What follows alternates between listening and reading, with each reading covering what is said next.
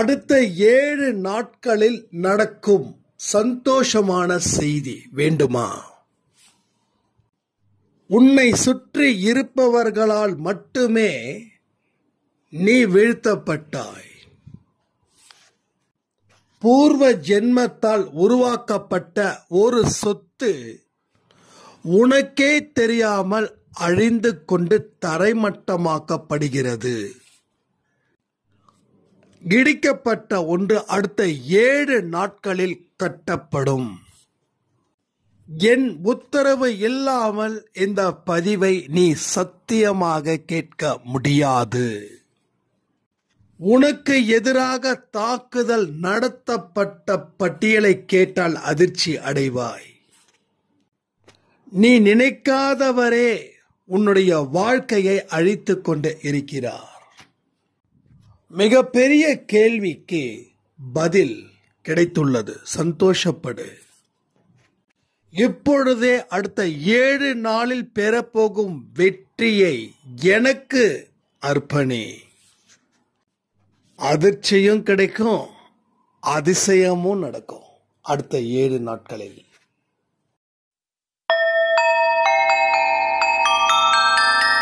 ஓம் சாயிரா சாயிரா, ஓம் சாயிரா சாயிரா, ஓம் சாயிரா சாயிரா, அன்பே சாயிரா, பேரன்பே சாயிரா, அகிலம் தளிக்க ஆத்மா விழிக்க அனுதினம் சாயிரா, எங்கள் அன்பே சாயிரா.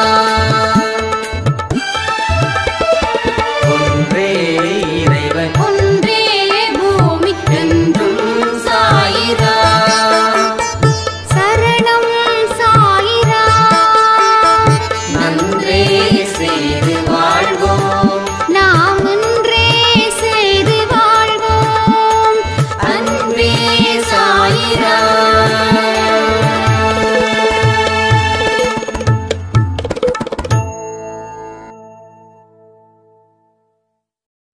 சாய்ராம். என் உயிரின் உயிரானவர்களே, இங்க வாழ்க்கைய எப்படி வாழ்ந்துகிட்டு இருக்கோம்னா, ஏதோ பிறந்துட்டோம், வேற வழி இல்லாம வாழ்ந்துகிட்டு இருக்க அப்படின்னு. இந்த மனநிலை உங்க வாழ்க்கையில எங்க கொண்டு வந்து நிறுத்தி இருக்குதுன்றத நீங்க புரிஞ்சுக்கணும். இப்படிப்பட்ட மனநிலைக்கு வந்ததுக்கு காரணமா இருந்த சம்பவத்தையும் தெரிஞ்சுக்கணும். இனி வாழ்க்கை எப்படி இருக்க போகுதுன்றதையும் இந்த பதிவின் மூலமா நீங்க தெரிஞ்சுக்கலாம். சோ இந்த 3 விஷயத்தை பத்தி தான் இன்னைக்கு இந்த பதிவு. ஒரு அற்புதமான, ஒரு அழகான, ஒரு உறுதியான, ஒரு வெற்றிகரமான, ஒரு சந்தோஷமான, ஒரு நம்பிக்கையான வாழ்க்கைய வாழ முடியும் அப்படின்றதுக்கு இந்த பதிவு மிகப்பெரிய ஒரு உதாரணமா உங்க வாழ்க்கையில இருக்க போகுது. அப்போ வாழ்க்கை எப்படியாவது வாழ்ந்தா போதும் அப்படின்னு சொல்றவனுடைய மனநிலை எப்படிப்பட்டதா இருக்கும்னா, பாஸ் பண்ணா போதும் அப்படின்னு ஒரு மாணவன் எப்படி நினைக்கிறானோ அது போலதான் இங்கேயும் இருக்கும். அப்ப பாஸ் ஆனா போதும் அப்படின்ற மாணவன் நிச்சயமா பாஸ் ஆகல, ஃபெயில் ஆகுறான். ஏன்னா அவன் படிக்கிறதே ஒரு 40 மார்க்கை ஸ்கோர் பண்ணி தான். அதுல 1-2 கேள்விகள் வரலன்னா இவன் பாடு திண்டாட்டம் தான். என்னைக்குமே ஒரு விளிம்பு நிலையில நின்னுக்கிட்டு அங்க இருந்து நம்ம ஆரம்பிக்க கூடாது, கீழே விழுந்துடுவோம். அது லட்சத்துல 1-2 பேருக்கு தான் அது பாஸ் ஆகும். மீதி இருக்கிற அத்தனை பேருக்கும் தோல்வியை கொடுக்கும். அப்போ ஒரு மாணவன் பாஸ் பண்ணணும்னா அவன் ஓரளவுக்காவது மெனக்கடணும். 100க்கு 100 வாங்குறவனா இருந்தால் 100% மெனக்கிடணும். இப்போ 75% மெனக்கிடணும். இப்போ 40% ஒர்க் பண்ணானா அவன் கிடைக்க வேண்டிய ரிசல்ட்டு 20% மட்டும்தான் இருக்கும். புரியுதா உங்களுக்கு? அப்போ நம்மளுடைய எண்ணம் எப்படி இருக்குதுன்னா, வாழ்ந்தா போதும், வாழ்ந்துதானே ஆகணும் அப்படின்னு ஒரு சலிப்பை வச்சு நம்ம பேசுறோம். வாழ்ந்தா போதும், வேற என்ன செய்யறது? இதை நீங்க கேள்விப்பட்டு இருக்கீங்களா? இதை எத்தனை பேர் உங்ககிட்ட சொல்லியிருப்பாங்க? நீங்க எத்தனை பேர்கிட்ட சொல்லியிருப்பீங்க? அப்போ மற்றவங்க சொன்னதால நீங்க சொன்னீங்க, இல்லை நீங்க சொல்றதால மற்றவங்களும் சொன்னாங்க. பட் ஏதோ ஒரு விஷயம் நடந்தது. ஆனா அதிகபட்சமா மற்றவங்க நம்ம கிட்ட சொன்னதை நாம சொன்னோம். அப்போ நம்ம சுத்தி இருக்கிறவங்க நெகட்டிவா இருக்காங்க அப்படின்றது தெரிஞ்சிருச்சு. 1 இல்லை 2 இல்லை, 10லேருந்து 20 பேர் உங்களை சுத்தி எத்தனை பேர் இருக்கிறாங்களோ அத்தனை பேருமே எதிர்மறை எண்ணம் கொண்ட மனிதர்களா விளங்குகிறார்கள். ஸோ உங்க வாழ்க்கையை தீர்மானிக்கிறவர் அவரே. யாரு? எதிர்மறை எண்ணங்கள் கொண்ட மனிதர்கள் தான் உங்க வாழ்க்கையை தீர்மானிக்கிறாங்கன்னா உங்களுக்கு அதிர்ச்சியா இருக்குதுன்னு நான் நினைக்கிறேன். ஒன்றும் இல்லை, நமக்கு தெரிஞ்ச ஒருத்தர் அவர் என்ன சொல்றாருன்னா, நம்ம வீட்டில் ஒரு சர்வெண்ட் இருக்காங்க. அவங்க நல்ல வேலை செய்வாங்க, நம்ம அப்ரிஷியேட் பண்ணுவோம். ஆனால் அந்த நபர் என்ன சொல்லுவாருன்னா, அவங்க நல்லா வேலை செஞ்சாலும் நல்லா வேலை செய்யலன்னு சொல்லு தம்பின்றார். அதாவது நல்ல வேலை செஞ்சாலும் நல்ல வேலை செய்யலன்னு சொல்லு, அப்பதான் அவங்க இன்னும் நல்லா வேலை செய்வாங்க அப்படின்னு. இப்போ இந்த மாதிரி மனிதர்கள் உங்க மனசுல ஒரு விஷயத்தை இன்டைரக்டா கொடுக்கறாங்கன்னு தெரியுதா? அவங்க நமக்கு நல்லதுதான் சொல்றாங்கன்னு அவங்க நினைக்கிறாங்க. நாம என்ன நினைக்கிறோம்? ஆமா நல்லதுதான் சொல்றாங்கன்னு. ஆனா நல்லதை சொல்றாங்களா? ஒரு விஷயத்தை நம்ம மனசுல ஏத்துறாங்க. ஸோ நல்ல வேலை செய்யறவங்க கிட்ட நீ நல்ல வேலை செய்யல அப்படின்னா அவன் மனசு எவ்வளோ பாடுபடும். இப்போ நான் ஒரு இடத்துல வேலை பார்க்குறேன், நான் நல்லா வேலை செய்கிறேன் எனக்கு தெரியுது, சிறப்பாக வேலை செய்கிறேன் எனக்கு தெரியுது. மற்றவங்களோட ஒரு படி நான் கொஞ்சம் முயற்சி பண்ணுறேன், உழைக்கிறேன், டெடிக்கேஷனாக இருக்கேன், ஹானஸ்டாக இருக்கேன்னு. அப்போ நான் இன்னும் நல்லா வேலை செய்யணும்னு சொன்னேன். என்கிட்ட என்ன இருக்குதோ அதுதானே வரும். அதிகமாக பேசுனா எனக்கு வேலையும் வேண்டாம் ஒன்றும் வேண்டாம் சொல்லிட்டு போகிறதுக்கு எவ்வளோ நேரம் ஆக போகுது. இதை எதுக்கு சொல்றேன்னா, எதிர்மறை எண்ணங்கள் கொண்ட மனிதர்கள் இப்படிதான் இருப்பாங்க. அவங்க உங்க மனசை ஃபுல்லா உள்ள பூந்து கெடுத்துட்டாங்க.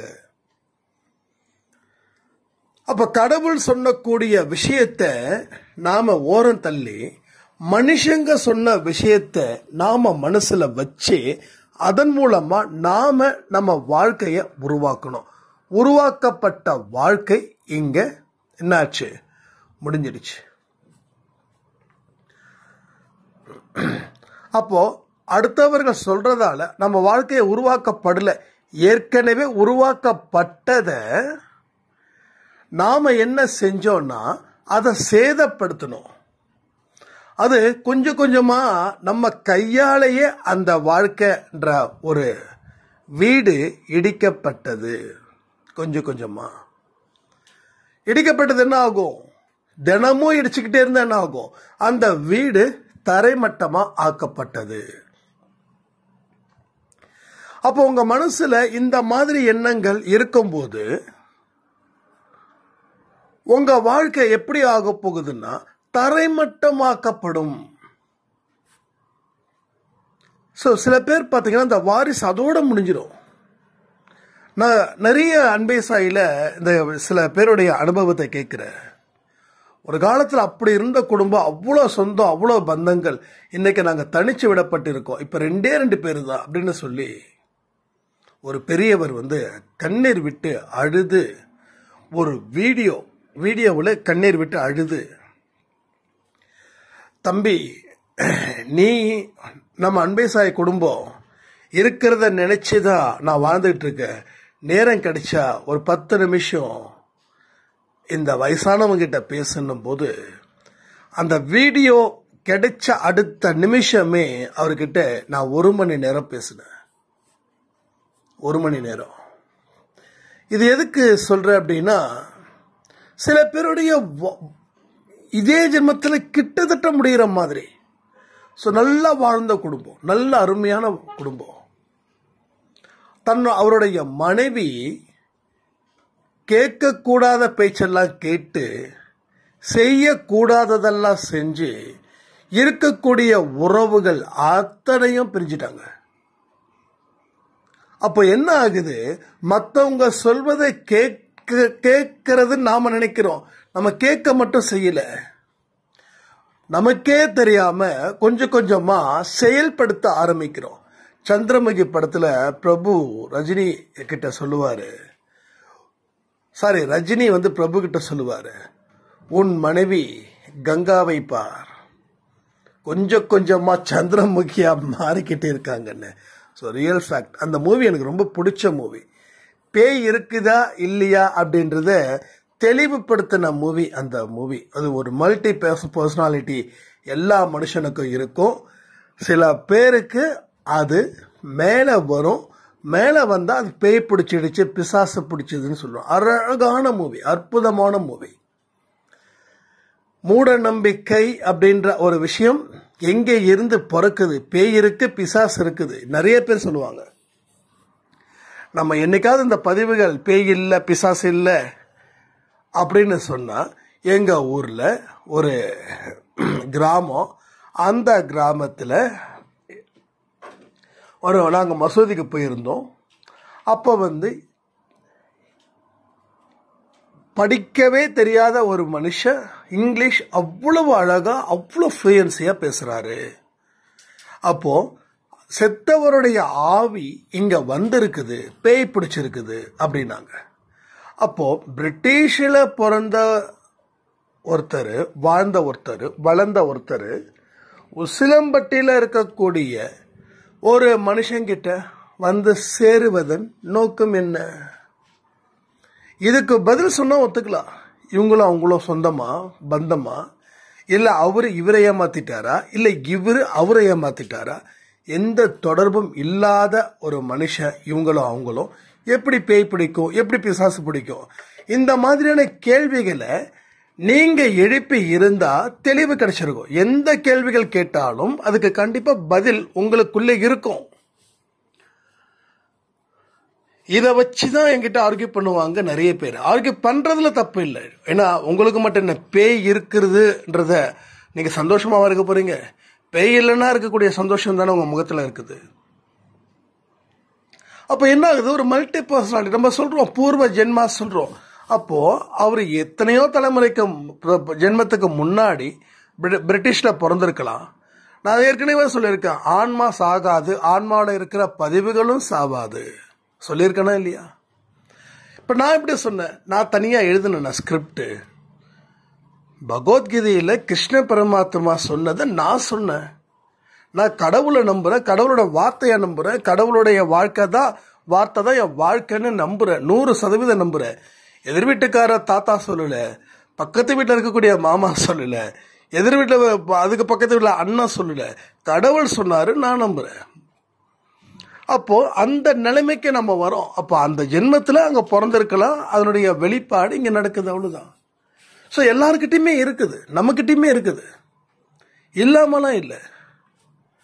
அதான் சொல்றேன், ஆழ்ந்து தேடுதல். சில பேருக்கு ஆழ்ந்து தேடுனா கிடைக்கும், சில பேருக்கு தேடாமலே கிடைக்கும், அவ்வளவுதான்.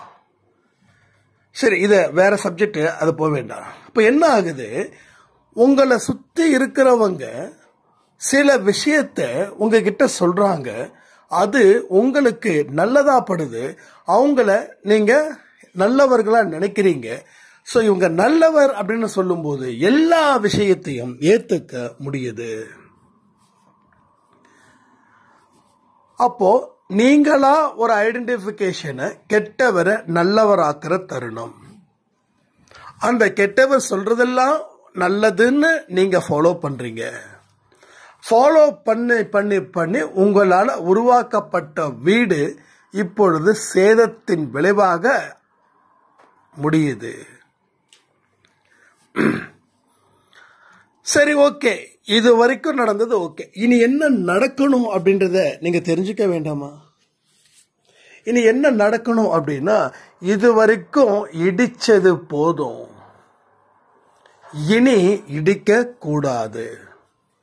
முதல்ல நம்ம என்ன பண்றோம், ஐயோ இடிஞ்சிடுச்சுன்னு உட்காரவன் ஜாஸ்தி. ஐயோ இடிஞ்சிடுச்சுப்பா, எல்லாம் முடிஞ்சிடுச்சுப்பா, என் வாழ்க்கை அத்தனையும் காலி அப்படின்னு அலறக்கூடியவர்கள் அதிகம். அதனாலதான் அந்த அலறல் கடைசி வரைக்கும் கேட்குது. இறுதி நாட்கள் வரைக்கும் அந்த அலறல் கேட்டுக்கொண்டே இருக்கிறது. பல நிகழ்வுகள் நம்ம மனசுக்குள்ள இப்படிப்பட்ட ஒரு காட்சியா மாறுது. அதனாலதான் நமக்கு பல இடத்துலையும் அதுல இருந்து போக முடியல. இப்போ உங்க குடும்பத்துல உங்க கணவர் பத்தியோ உங்க மனைவி பத்தியோ நீங்க மற்றவர்களுக்கு சொல்றீங்க.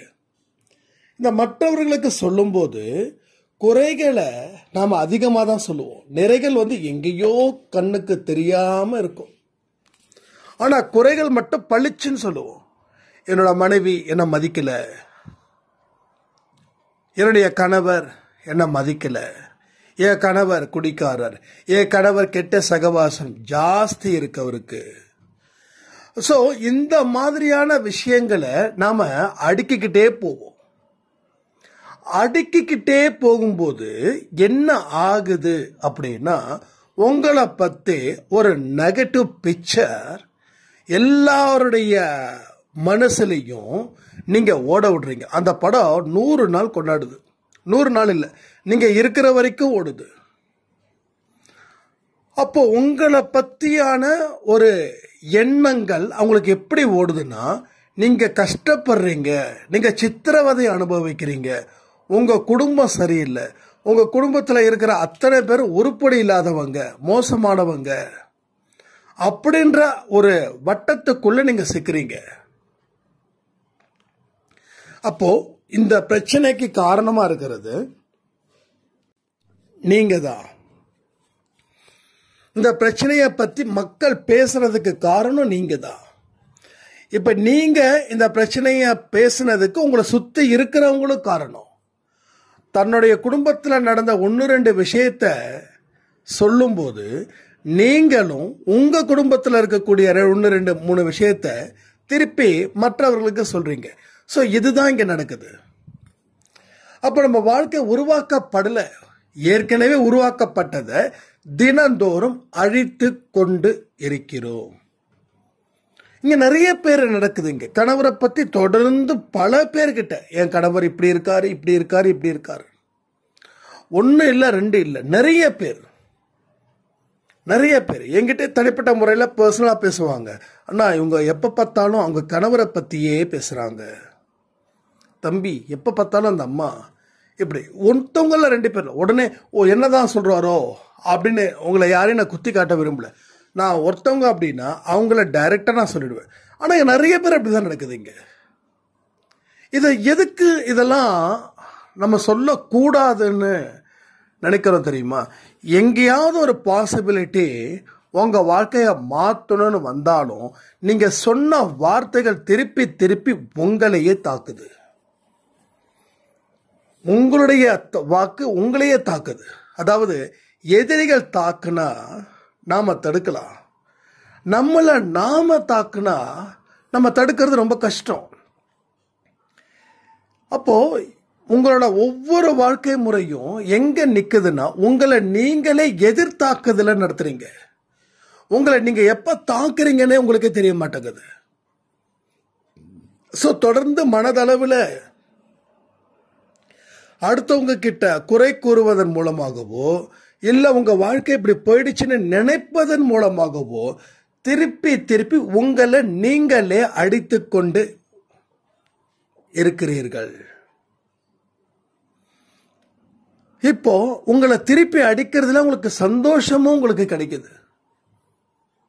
ஏன் சொல்லுங்க பார்க்கலாம். என் மன குமரல்களை இன்னார்கிட்ட சொல்லும்போது மனசுல ஆறுதல் கிடைக்குதுன்னு நீங்க சொல்றீங்க. அப்போ ஆறுதலுடைய உச்சபட்ச டெஃபினேஷன் என்னன்னா சந்தோஷம். அப்போ உங்களை குறை சொல்றதுல என் மனசுல இருக்கிற பாரம் போகுதுன்றீங்க, என் மனசுக்கு ஒரு ஆறுதல் கிடைக்குதுன்றீங்க, எனக்கு கொஞ்சம் இப்போதான் நிம்மதியா இருக்குதுன்றீங்க. இதுக்கெல்லாம் காரணம் உங்க குறைகளை மற்றவர்கள்கிட்ட சொல்லும் போது நீங்க சந்தோஷம் அடைகிறீங்க. அப்போ சைக்காலஜிக்கலா யோசிச்சு பாருங்க, நீங்க எந்த நிலைமையில இருக்கிறீங்க, எந்த நிலைமையில இருக்கிறீங்க.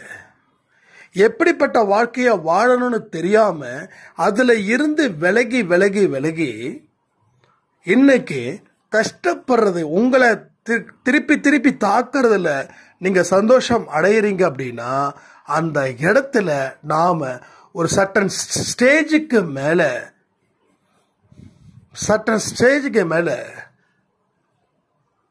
மன வளர்ச்சி இல்லாதவர்களாக மாறிக்கொண்டு இருக்கிறோம். புரியுதா உங்களுக்கு?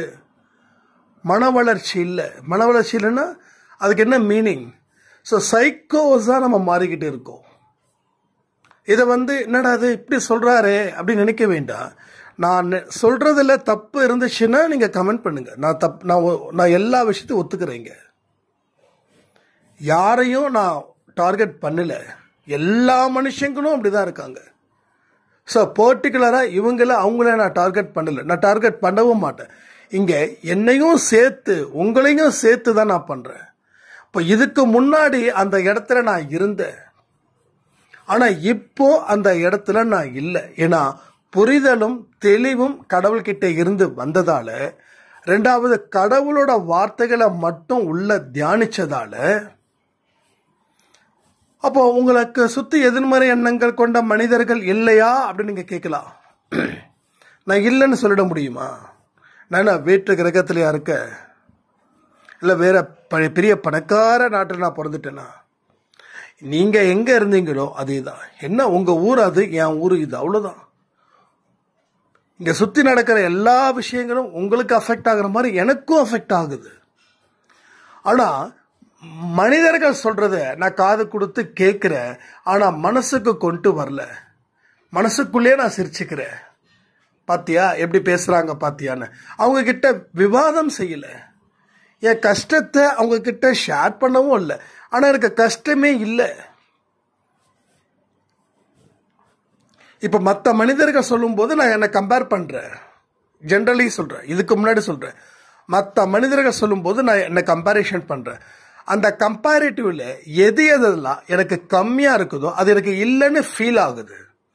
ஆனா இப்போ அந்த நிலை இல்லை.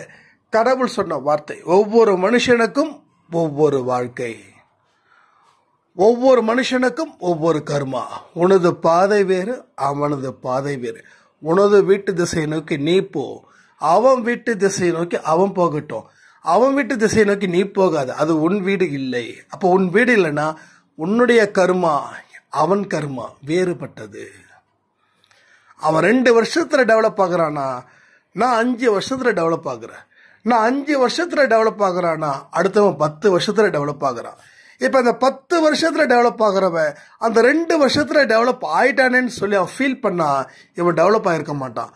அவன் ஆகுறானா ஆகட்டும், சந்தோஷம் நினைச்சதாலதான் இவன் 10 வருஷத்துக்கு அப்புறமாவது டெவலப் ஆகுறான். ஸோ அந்த நிலைமைக்கே நம்ம மனசை கண்ட்ரோல் பண்ணணும். அந்த இடத்துல உங்க மனசை வச்சு நீங்க வாழணும். ஸோ அப்படிப்பட்ட வாழ்வியல் முறையை நீங்க ஏற்படுத்தணும். அப்ப ஏற்படுத்தும் போது உங்க வாழ்க்கையில பல விதமான நல்ல விஷயங்களும் உங்களுக்கு தொடர்ந்து நடக்கும். ஓகே, இப்ப என்ன செய்யணும்ன்றத நான் சொல்லிடுறேன். இது வரைக்கும் என்ன செஞ்சீங்க, நீங்க ஏன் எப்படி உருவாக்கப்பட்டீங்க, எதனால இடிக்கப்பட்டது, இதை பத்தி நம்ம பேசுறோம். இப்ப என்ன செய்யணும், மறுபடியும் உருவாக்கணும். எகைன் நாம இன்னும் ஸ்ட்ராங்கா உருவாக்குவோம். இதுக்கு முன்னாடி உருவாக்கப்பட்டதை விட, ஏன்னா இப்ப ஏற்கனவே அந்த வீடு கொஞ்சம் இடிஞ்சு தான் கடந்தது, அதனால தரைமட்டம் ஆயிடுச்சு. தரைமட்டமானப்பட்ட வீடை இப்போ நீங்க உறுதியான சுவர் கொண்டு, உறுதியான மணல், சிமெண்ட், எதெல்லாம் வந்து குவாலிட்டியா இருக்கோ அதை வச்சு இப்ப நீங்க வீடை எழுப்ப போறீங்க. அடுத்த 100 வருஷத்துக்கு பிரச்சனை இல்லாத மாதிரி. ஏன் தாஜ்மஹால் இல்லையா, நம்ம பார்லிமெண்ட் இல்லையா, எத்தனையோ 100 வருஷத்தை தாண்டியும் பிரம்மாண்டமான மாளிகையும் பிரம்மாண்டமான கோயிலும் பிரம்மாண்டமான கட்டடம், பாலங்கள் எல்லாமே இருக்கு.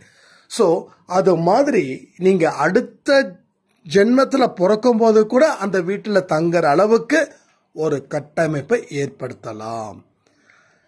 அதாவது கடவுள்கிட்ட வந்ததுக்கு அப்புறம் நமக்கு இல்லையே அப்படின்னு நினைச்சு ஏங்கிறத விட்டுட்டு, இல்லையா அப்ப இருக்கிறது இன்னும் சிறப்பா வரப்போகுதுன்னு நினைச்சு அந்த மன ஓட்டத்தை இங்க வைங்க. ரைட். இப்போ உங்க வாழ்க்கையில நீங்க மற்ற மனிதர்கள் சொன்னதை வச்சு நீங்க கட்டினீங்க, வாழ்ந்தீங்க, இடிச்சிங்க. இனி கடவுள் சொல்படி வாழுங்கள். 1. 2வது, உங்களுடைய குறைகளை இனிமே யாருக்கிட்டையும், ஒரு மனுஷங்கிட்டையும், ஒரு நாய்கிட்டையும் சரி, ஒரு பூனைக்கிட்டையும் சரி, கடவுள்கிட்ட கூட சரி சொல்லாதீர்கள். நாங்க கடவுள்கிட்ட சொல்லக்கூடாதா? ஆமா, கடவுள்கிட்ட சொல்றது தான் மிகப்பெரிய தப்பாவே இங்க இருக்குது எல்லாருக்கும். ஏன் சொல்லுங்க? கோயிலுக்கு போறீங்க, 1/2 மணி நேரம் நீங்க கோயில்ல உட்காடுறீங்க. அந்த 1/2 மணி நேரமும் நீங்க எதை சொல்றீங்க தெரியுமா? உங்களுடைய வாழ்க்கையில நடந்த பிரச்சனைகளை சொல்லிக்கிட்டே இருக்கீங்க, இல்ல அதை நினைச்சுக்கிட்டே இருக்கீங்க. கோயிலை விட்டு வெளியில வந்த உடனே உங்களுக்கு தெரிஞ்சவங்களை பார்க்கும்போது அவங்க அவங்களுடைய பிரச்சனைகளை சொல்லும் போது நீங்க உங்க பிரச்சனைகளை சொல்றீங்க. அப்போ கோயிலுக்கு போனது இங்க தப்பா போயிடுச்சு. கோயிலுக்கு போனதால தான் நீங்க பல விஷயத்தை நினைச்சீங்க. அது எதிர்மறை எண்ணங்களாக உருவாக்கப்பட்டது உள்ளுக்குள்ள இருந்தது, வெளியில கொட்டுறீங்க. ஒருவேளை கோயில்ல யாரும் பார்க்கல அப்படின்னா வீட்டுக்கு வந்து யார் உங்களுக்கு ஃபோன் பண்ணாலும் சரி, ஈவன் உங்களுடைய குழந்தைகள் ஃபோன் பண்ணாலும் சரி, எங்கம்மா போன, எங்கம்மா வந்தேன்னா, இப்போதாம்மா கோயிலுக்கு போயிட்டு வந்த, என்னன்னு தெரியலம்மா, அந்த ஒரு விஷயம் இப்போ வரைக்கும் இருக்குதுன்னு மறுபடியும் உங்க குழந்தைகிட்ட உங்க எதிர்மறை எண்ணங்களை திணிக்கிறீங்க. ஸோ இந்த மாதிரியான விஷயங்கள் தான் நடக்குது. அப்போ கோயிலுக்கு போறது தப்புன்னு சொல்றேனா? இல்லை, கோயிலுக்கு போறது ரொம்ப ரொம்ப அறிவுபூர்வமான, மனப்பூர்வமான ஒரு வளர்ச்சியை பெறுவதற்குத்தான். ஆனா இனிமே கோயிலுக்கு போகும்போது குறைகளை சொல்ல மாட்டேன். சரி, அப்ப என்ன சொல்லணும்? நிறைகளை சொல்லு. அப்ப கடவுள்கிட்டயே இனிமே உன்னுடைய குறைகளை சொல்லக்கூடாது இன்று முதல். ரைட்? கரெக்டா 7 நாள் பயிற்சி எடுக்கலாமா? 7 days ரெடியா, தயாரா, சம்மதமா? இந்த 7 நாள் பயிற்சி ஒவ்வொரு நாளும் உங்களுடைய குறைகளை எவரிடமும் கடவுளிடமும் சொல்லக்கூடாது முதல்ல. அடுத்தது, உங்களுடைய குறைகளை நினைக்கவே கூடாது. ரொம்ப பெரிய டாஸ்கா இருக்குதோ? உங்க துன்பம், குறைகளும்ன்றது ஒரு துன்பம் சேர்ந்தது தான். உடனே குறைதானே, துன்பத்தை நினைக்கலாம்ல அப்படின்னு நினைக்கூடாது. அதாவது துன்பம், குறை, அவமானம் இதை தொடர்ந்து தொடர்ந்து தொடர்ந்து நினைக்கவே கூடாது. அதை கடவுள்கிட்ட சொல்லவும் கூடாது, மனசுல நினைக்கவும் கூடாது. வேற யாராவது வம்புக்கு இழுப்பாங்க இந்த 7 நாட்கள்ல, அவங்க கிட்டையும் அந்த குறைகளை சொல்லக்கூடாது. இதுதான் 7 நாள் பயிற்சி. அப்ப என்ன சொல்லணும் அப்படின்னா, யாராவது எப்படி இருக்கிறாங்கன்னா, நல்லா இருக்கும் கடவுள் புண்ணியத்துல அப்படின்னு சிரிச்ச முகத்தோட சொல்லணும். சிரிச்ச முகத்தோட சொல்லணும். இப்படி சிரிச்ச முகத்தோட 7 நாள் சொல்லுங்க. அடுத்த 8வது நாள் உங்க வாழ்க்கையில ஒரு பெரிய விஷயத்தை கடவுள் நிச்சயமாக ஏற்படுத்துவார். ஆனா அந்த 7 நாளில் நீங்க சொல்லாம இருக்கணும். ஐயோ சாய்ராம், நான் மனசுல நினைச்சிட்டேன், பரவாயில்ல, ஒன்றும் பிரச்சனை இல்லை. ஆனா நினைச்சது தப்புன்னு உங்களுக்கு ஃபீல் வரணும். ரைட்? அப்படியே போடக்கூடாது, அப்படியே டிராவல் பண்ணிடக்கூடாது. அப்போ இந்த 7 நாள் பயிற்சியில இது மிக மிக முக்கியம். யாருக்கிட்டையுமே கோபப்படக்கூடாது. கோபம் ஏன் வருது தெரியுமா? நமக்கு ஒரு விஷயம் கிடைக்கலன்றதுக்காக தான் கோபமே வருது. கிடைச்ச வரைக்கும் நமக்கு நல்லதுன்னு நினச்சிக்கோங்க. அப்போ யாருக்கிட்டையும் அதிகமா பேசவும் கூடாது. உங்களோட வாயை பூட்டியாச்சு, கடவுள் பூட்டிட்டாரு. உங்க வாயை பூட்டுனதா நினைச்சுக்கோங்க, ரைட்? வெளியில எந்த விஷயமும் போகக்கூடாது. கடவுள்கிட்டையும் ஒப்பாரி வைக்கக்கூடாது. ஏன் ஒப்பாரினா, ஐயோ இப்படி போயிடுச்சுன்னு சொல்லி, அது ஒப்பாரி தானே. ஒப்பாரி எப்படி இருக்கும், எங்க வைப்பாங்க? ஸோ நம்ம வீட்டை ஒன்றும் நடக்கல, எல்லாம் மங்களகரமாக நடக்க போகுது. மங்களகரமாக நடக்கும் கூடிய இடத்துல ஒப்பாரி வைப்பது தப்பு தானே? சொல்லுங்க, தப்பு தானே? அழுதுகிட்டே இருக்கிற தப்பு தானே?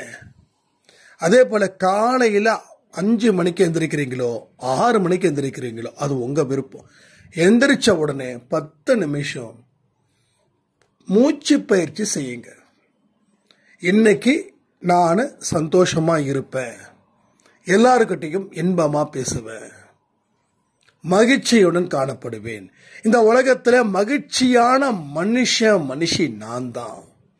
இதை ஒரு 5 நிமிஷம் கொஞ்சம் மூச்சு பயிற்சி, ஒரு 10 நிமிஷம் இதுக்கு செலவு பண்ணி அதுக்கப்புறமா பெட்டை விட்டு எழுந்திருங்க. கடவுளுடைய முகத்தை பாருங்க. அந்த முகத்துல எவ்வளவு ஒரு நம்பிக்கை நம்ம வாழ்க்கையில் அவர் ஏற்படுத்த முயற்சி பண்றாரு அப்படின்ற ஒரு விஷயமும் அதில் அடங்கியிருக்கும். ஸோ இதெல்லாம் தொடர்ந்து இந்த 7 நாட்கள் செய்யணும். ஸோ உங்க குறைகளை பற்றி எவரிடமும் சொல்லக்கூடாது. இப்படிலாம் பண்ணும்போது இடிக்கப்பட்ட வீடு மெல்ல மெல்ல கட்டப்படுகிறது. கட்டப்பட்ட வீடு எவராலையும் இடிக்கவே முடியாது. அப்ப அந்த இடத்துல மன உறுதியோடு இருக்கணும். கடவுளுடைய வார்த்தைகளை மட்டும்தான் நீங்க கேட்கணும்னு சொல்லி இந்த பதிவை நான் முடிக்கிறேன். ஜெய் சாய்ராம்.